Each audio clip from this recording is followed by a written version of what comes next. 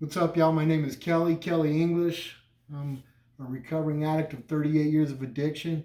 You can catch me on my website at outlawsobriety.com, or you can also press the subscribe button and see more of these videos that I talk about addiction recovery. Today, what I'm going to talk about is the spiritualism of addiction and how our spirituality is connected and how our spirituality is actually the disease of addiction. You see, I was an addict for 38 years. And in 38 years, I tried multiple times to get sober. The one thing that stayed real consistent about every time I tried to get sober was me. I was always sure that I could do it my own way. Every single time I relapsed. And I mean, we're talking dozens and dozens of times in 38 years that I actually tried this. I thought that I could do it myself. What I didn't realize was myself, my own leading, that got me addicted in the first place.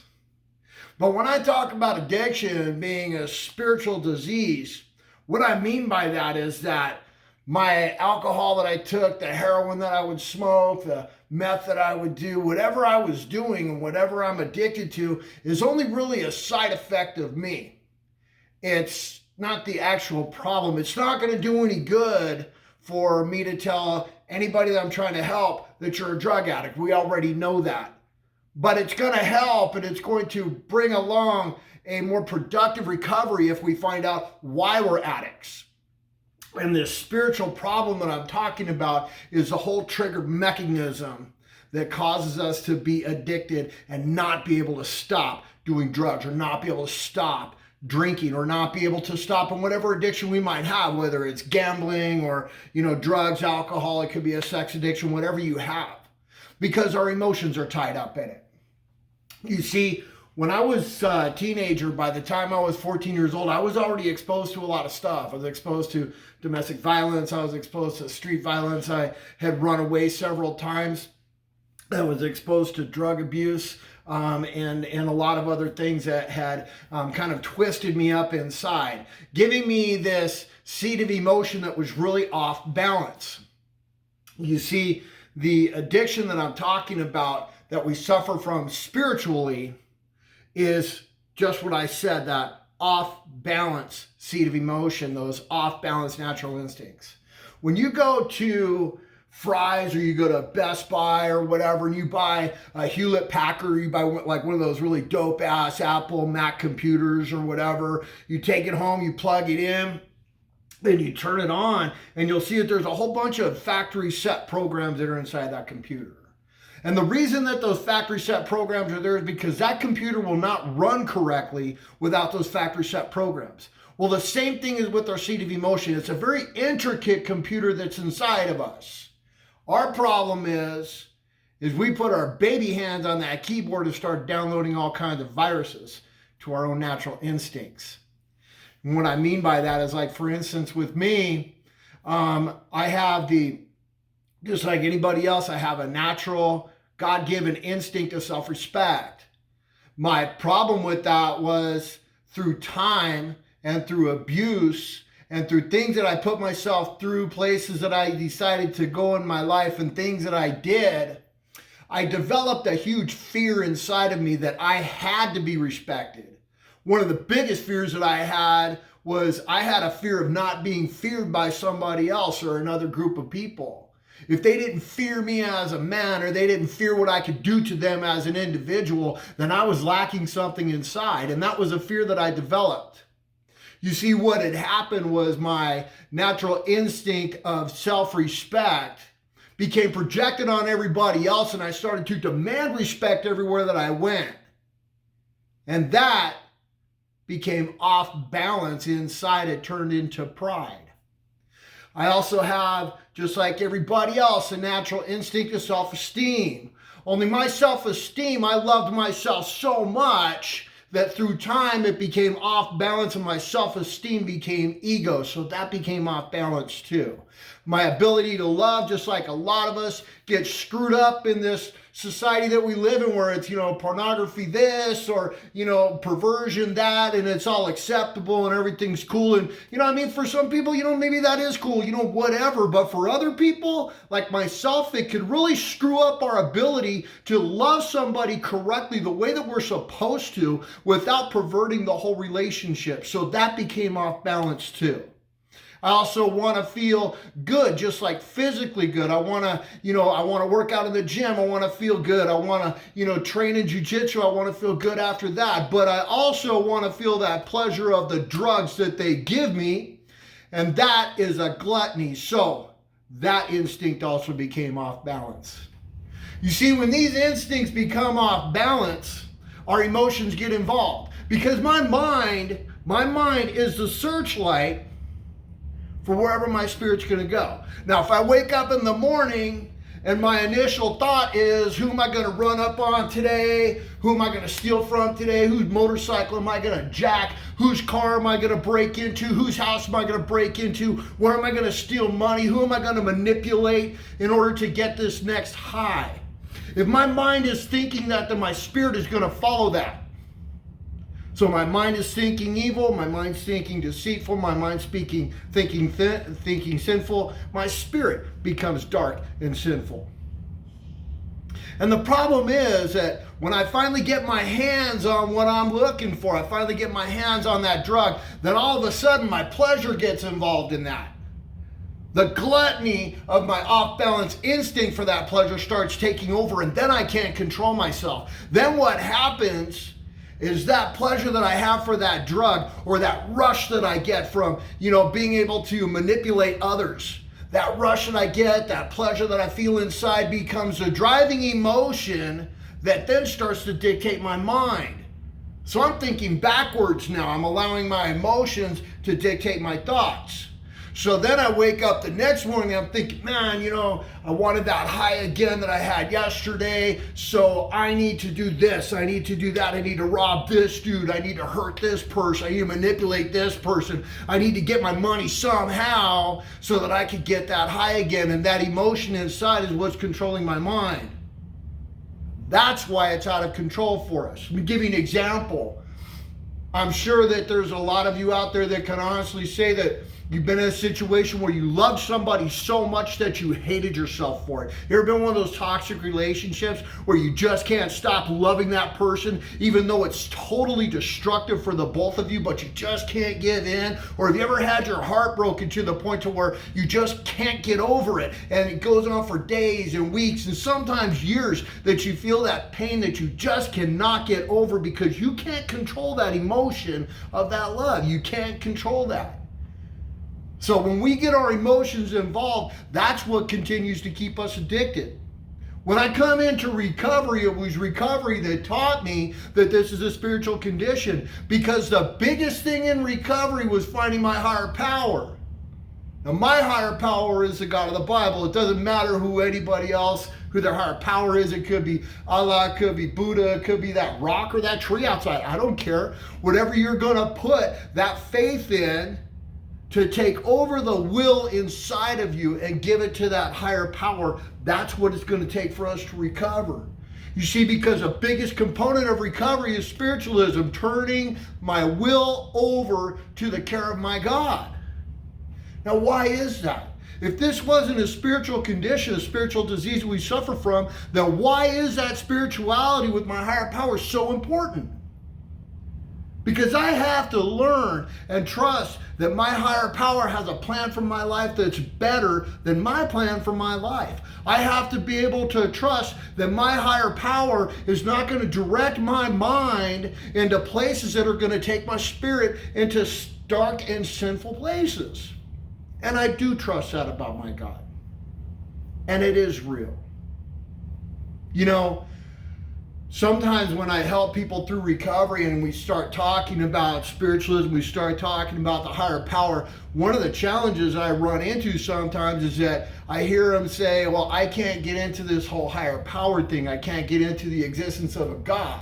Mainly because nobody can prove that God exists.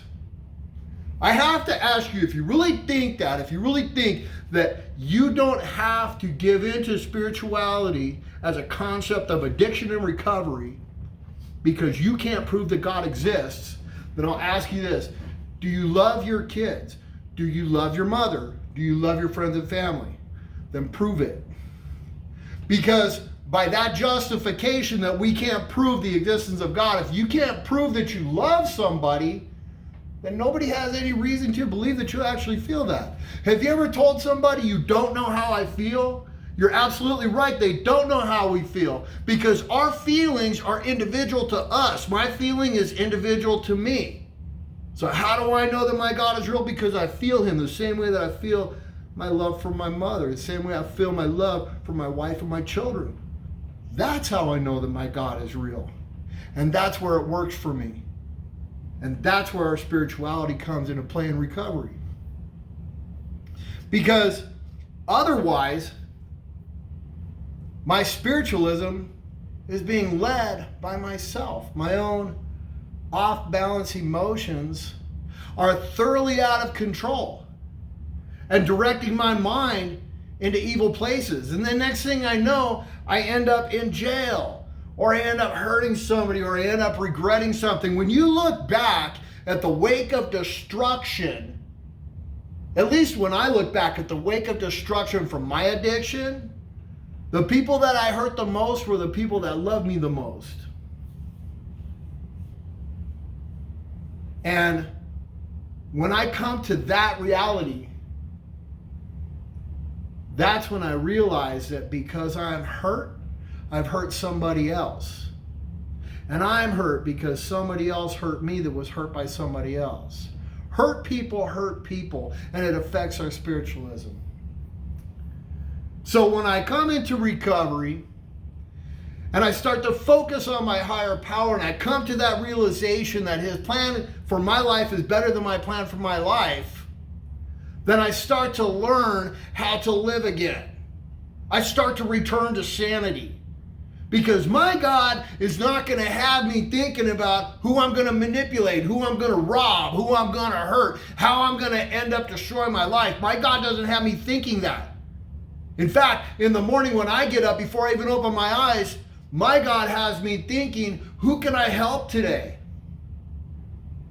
How can I be cooler to my wife today? How can I bless my family today? How can I put others before me today? Those thoughts don't take my spirit into dark areas. But what's happening is my mind is directing my spirituality again because my mind is focused on my higher power, and therefore my spiritualism is being controlled by my God. We're not in control of our spirit. So there's a lot of talk about higher power, and I've been talking a little bit here about God already, right? But there's also another higher power, man. There is an evil higher power. Demons are real. And I kind of wish that I could pull back the invisible veil that surrounds us all the time, because I'm thoroughly convinced that what we would see if we could are angels and demons fighting over the souls of people. I really believe that that's real, man. And I thoroughly believe that those demonic forces, those negative energies, whatever you want to call it, can dictate or can manipulate our minds into thinking about those crimes, those manipulative thoughts, those ways to get high. They can't force our spirituality.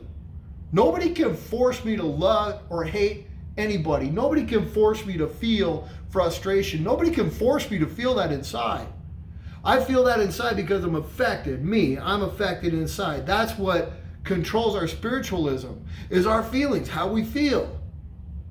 But if my mind is constantly going in those areas of darkness, my spirit follows, and then my emotions get attached to that feeling of pleasure or pride or ego or whatever it is, then I start allowing those instincts to control my mind. And what's happening is those demonic forces are starting to manipulate my brain, starting to put other thoughts in my head, and knowing full well that once my spirit takes over my mind, I'm out of control of whatever I'm addicted to. See, demons know that, man. Evil spirits, man, they know that. They're spiritual too. Only they mastered spirituality. They know that we're not in control of our spirituality. So that's why when we come into recovery, we give our minds, our spirit, our life, our will over to the care of God, because He knows that too. Only He's not going to lead us in those places. You know the analogy that I was talking about the computer with the factory set programs. So here we have this real intricate computer inside of us with those factory set programs. We downloaded all these viruses. We'll check it out. When I come into recovery, I'm asking my higher power, my God to take that seat of emotion, that hard drive, with all of my natural instincts and all the viruses, I'm giving it back to Him. I'm asking Him to set it back to default setting. And once He does that, He gives it back to me. My spirit becomes reduced from evil, from all of the horrible thoughts, from all the crimes that I would think about, from all the manipulating, from all the hurting people that I would think about, all the feeling that I had that I couldn't control is because of those off-balance instincts. So God puts those back to where they should be, default setting, and teaches me, by giving my will over to Him, He teaches me how to control my mind. When I control my mind, I'm able to keep my spirit at bay. And that's the whole magic of recovery. You see, because I can't control myself and my addiction. My life is thoroughly unmanageable when I'm addicted. And most of the time it's because I'm trying to control a situation that I have no control over. And then it becomes thoroughly unmanageable. And the reason that I do that is because I can't get over myself. I can't stop tripping on who I think I am. My pride, my ego takes over. And my life becomes thoroughly unmanageable because I can't control my emotions. My emotions tell my brain that I can control this situation, when God knows full well I cannot control that situation. For instance, when I was an addict, I had a horrible relationship with my wife. She had every reason in the world to leave me. I was thoroughly every bit of a bad guy. Everything that I could do negative, everything that I could do sinful, everything I could do to hurt her and my family, I did it, man. I'm lucky my wife is still with me. But what was happening was I would blame her for everything that was going on in my life. I would blame her for my addictions. I would blame her for the bills. I would blame her for anything that made me upset. And I couldn't make her act the way that I wanted her to. I can't control her emotions. I can't control her mind, and I can't make her act the way that she wanted me to. So because I can't make her act the way that I want her to, I'm getting upset. And she's this, and she's that, and she does this wrong because she's not doing what I want her to do. And because I can't control that situation, and I'm trying to control that situation, my marriage became unmanageable. You see, I got to learn how to get over myself, man. I got to learn how to stop tripping over who I think I am. And that's what I've coined recovery. The art of getting over yourself. When I come into recovery and I give my life and my will over to the care of my God, I'm trusting in His will for my life. Because like I said, His plan for my life is better than my plan for my life. Whoever your God is, His plan for your life is better than your plan for your life. And if I can go through 38 years of addiction, OD as many times as I have, and even die one time on the street in Ensenada, Mexico from a fentanyl overdose, and I can still get over it and be here and tell you about this today, then recovery can work for you too. It doesn't matter how deep you are. It doesn't matter how out of control you realize you are, because it's good that you realize you're out of control. But you can't do this on your own. None of us can do this on our own. Because doing it on our own is what causes us to be addicted in the first place. So we can't recover on our own. We all need help. We all need that higher power. We all need that sponsor. We all need that wisdom of people who have been in recovery longer than us to help us through this process. But it takes rigorous honesty from me to be able to be honest with myself. Because that's what it takes to recover. The honesty that I have to give myself is that I am no captain of my own ship. I am not in control of my life. And when I am in control of my life, I'm thoroughly out of control, man. I have to trust my God to take that control. When we get honest with ourselves like that, that's when recovery starts to work for us. That's when our lives start to change. I don't have to live that way anymore. I don't have to live on the streets without a home. I don't have to live wondering if I'm going to go to jail tomorrow. I don't have to live wondering if somebody's going to come and kill me in my sleep. I don't have to live that way anymore. And neither do you. Today, I'm still not in control of my spirituality. My God is in control of my spirituality. And I would rather be out of control in love with my higher power. I would rather be out of control in love with recovery. I would rather be out of control in love with the blessed life that God's given me by recovering than to be in love with something I'm thoroughly addicted to, or to be in love with myself. Spirituality. What are you going to do with it? I'm Kelly English. I'm an addict. Thanks for listening.